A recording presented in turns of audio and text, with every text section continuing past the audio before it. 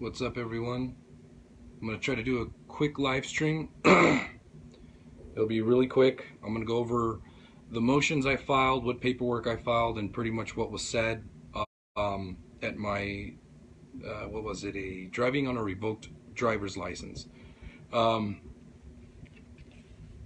only paperwork I filed, some of you, I don't know if you guys remember, but when I appeared the first time for this charge, I tried to bring some things to light on the issue, but the magistrate at the time did not allow me to enter even a plea.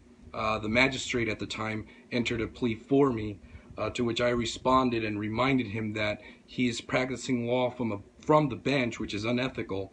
And since he entered a not guilty plea, I think it's fair for someone to assume that the courts have made a legal determination that somebody's not guilty. So if he says, I'm going to enter a plea for you, you're not guilty, hey, well, first of all, you can't enter a plea for me. The only ones who can enter a plea is either me or my attorney, and you're not allowed to practice law from the bench.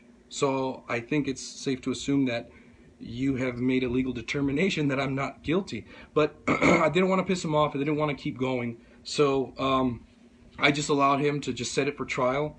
It was set for trial. There were a few things that I had an issue with, but before it went on, I filed this piece of paper here. I know it's backwards, but it's the City Attorney's Criminal Division. And what it is, it's case law backing up my argument that I don't need a driver's license to drive my vehicle, my property, my automobile. Sorry. So I filed that. That's been filed. I also filed what's called a motion to remove magistrate or traffic commissioner based on lack of jurisdiction. And what I pretty much cited in this motion was two case laws backing up my argument that magistrates do not have judicial power to act as officers of the court. And here's one case law. C. Thompson v. Smith, 154 SE 583. When acting to enforce a statute and its subsequent amendments to the present date, the judge of the municipal court is acting as an administrative officer and not in a judicial capacity. Excuse me. Courts, in administering or enforcing statutes, do not act judicially, but merely ministerially. Then also Burns v. Superior Court, San Francisco 140. Ministerial officers are incompetent to receive grants of judicial power from the legislature. Their acts in attempting to exercise such powers are necessarily nullities.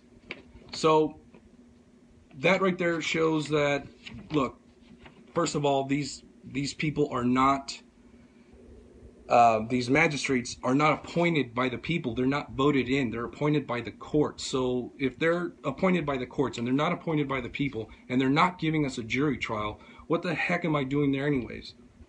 So I pretty much filed that motion. Again, we didn't get to hear these motions today. I was supposed to hear these motions. We were supposed to roll on them, but the city dismissed and closed the case. I also reminded them of Title 18, Section 241 and 242, the deprivation of rights under the color of law. Some of you may know about that, some of you may not. But Title 18, Section 242, deprivation of rights under the color of law. Whoever under color of law of any law, statute, ordinance, regulation, or custom willfully subjects any person in any state, territory, commonwealth, possession, or district of the district to the deprivation of any rights, privileges, or immunities secured or protected by the Constitution or laws of the United States, or to different punishment, pains, or penalties on account of such person being an alien, or by reason of his color, race, then are prescribed for the punishment of citizens, shall be fined under this title or imprisoned not more than 1 year. So it goes on to show other pardon my reach here, guys. Then it goes on to explain other penalties and life sentences for treason and whatnot. So this is Another, Title 18, Section 241, conspiracy against rights. If two or more persons conspire to injure, oppress, threaten, or intimidate any person in any state, territory, commonwealth, possession, or district in the free exercise or enjoyment of any right or privilege secured to him by the Constitution or the laws of the United States, or because of his having so exercised the same, or if two or more persons go in disguise on the highway or on the premises of another with intent to prevent or hinder his free exercise or enjoyment of any right or privileges so secured, they shall be fined under this title or imprisoned not more than 10 years, or both, and if death results from these acts committed in violations of this section, or if such acts include kidnapping or an attempt to kidnap, aggravated sexual abuse, or an attempt to commit aggravated assault, abuse, or an attempt to kill, they shall be fined under this title or imprisoned for any term of years or for life, or both, or may be sentenced to death. So I reminded them of that in my motion. I added that in there. I didn't really have to. You don't have to, but that's just something I wanted to throw in there. Then I also filed a demand for a jury trial. Now, any one of us who understands the Constitution, that's granted in the Bill of Rights. The Sixth Amendment guarantees us that. So I put in a demand for a jury trial, cited all the case law, the due process of law, and also, yeah, that's pretty much it for that one. So filed that.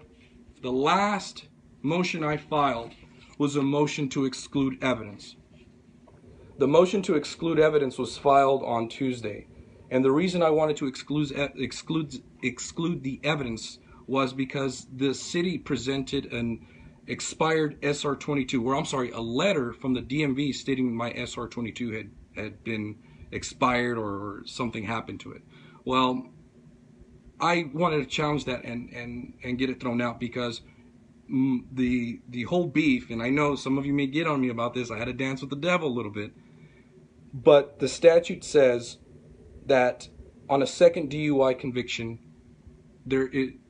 it prompts a 1 year, I think, yes, a 1 year mandatory suspended sentence. So I had to wait 1 year. But the letter says that I was eligible for reinstatement, which is false.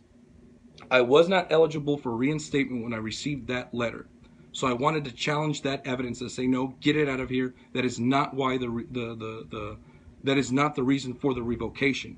The revocation was for a different thing. So we didn't get to hear that motion either. So moving forward, guys, I talked to the city. The city offered me to pay a $23 fine for a conditional dismiss, but I didn't go for that. Don't want to pay $23. I know it's either pay $23 or a $1,000 fine or possibly 6 months in jail. But I don't want to participate in this tyrannical system. They're not judges. These magistrates are not judges. They were not going to give me a jury trial. That was a real big upset for me. If you deny me my jury trial, you don't give me a jury trial, and you're charging me with a crime, and the judge is going to play the jury? Absolutely not. If you're an Article 3 judge, you're bound by the Constitution. You're supposed to play by the rules. So, pardon my reach again, guys.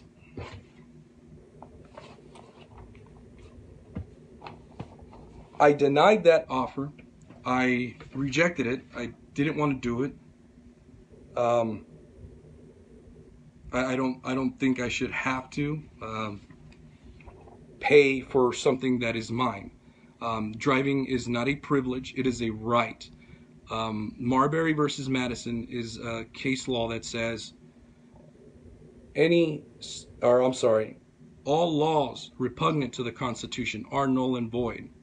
Shuttlesworth v. City of Birmingham, Alabama says that no state shall convert a right into a privilege and issue a license and fee therefor. I think that was Murdoch versus Pennsylvania. Shuttlesworth v. City of Birmingham says that if the state does convert a right into a privilege, the individual may ignore the license and fee and engage in the activity with impunity. That means they can't punish me, even if I decide to engage in that activity. It is a right, a God-given right. Some may argue and say, well, it isn't a right because the Bill of Rights doesn't mention it specifically. Well, no, the 9th and 10th Amendment are pretty much securing any rights that they forgot to mention. The Bill of Rights doesn't say I have a right to have kids or I have a right to have ears. It's inherent. It is obvious. It's self-evident. I have those rights. Those are God-given rights. And my right to go from point A to point B is a natural right. It's a human right. I have a right to acquire property. I bought my vehicle. I acquired the skill set to drive the vehicle or travel in the vehicle. So I didn't want to participate with that. So what I did was I said, no, either continue it or dismiss it. But I'm ready. I'm not ready for trial today.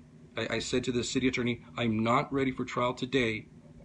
So we will have to continue because I wanted to get the body cam footage and a witness for my defense. He said, he told me the options, and we went with to dismiss and close. There is a possibility they could come back and reopen it. They have 1 year to do that. But again, I'll fight it. I don't want the evidence in there because according to their statutes, it's not allowed in. It's not factual. It's incorrect. So I wanted to challenge the evidence. So if I can have that thrown out, I can pretty much have it. But other than that, guys, that's my second win for for driving without a driver's license. Sorry, I almost said DUI. So that was my second victory for driving without a license. Some of you may remember I was stopped by the federal courthouse. They gave me a citation, driving without a license, went to court, filed pretty much the same paperwork I just read to you today. The case was closed and dismissed. Same thing here. I filed it. Now, guys, I'm not saying this is going to work for everyone. What you have to do is, what you have to remember is, these are your rights. You have to stand for them. There's a possibility the judge or the courts may look at it and say, it's not worth our time. He's just going to keep flooding us with paper, or or not flooding them with paper, but filing motions and costing us money because legally they have to listen to the motions. And then you're going to go back and reschedule, and it's costing time. So really, it's up to you how you guys want to fight it. Do your research. There's really no one way of doing it. I mean, some people may disagree with how I do it. Some people may say, well, it's not really a victory. Well, you know what? They didn't really say anything to me. They just were, just like last time, close and dismiss. A few people had their cases closed and dismissed. Some, it's just like that, I guess. I'm not going to sit here and say my way is better than yours. I'm not going to say I know more than you because I'm still learning as I go. I learn a new process. I do things as I study, and whatever I research, I find I apply it to my case the best way I can. So, sorry, I'll just read one comment. I'm not entirely clear on what happened, but happy for you, I guess. Yeah, Tyson, we'll go back and watch the video. Tyson, there's sometimes I get mixed messages from you, so I don't know if you're trolling me or what. But if you don't like what I do, if you're not happy with what I do, delete, block, brother. That's really what you can do. So again, guys, I love you. I wish I can provide more information. The flag is right side up today because the Hammonds are back home. I love them. So any of you are going to say that I'm turning on this movement or whatever, no, I turned it right side up just for today in honor of the Hammonds coming home and things finally being made correct. So I love you guys. Remember why we do this: God, country, and family. I'll see you all soon. Hopefully not in jail.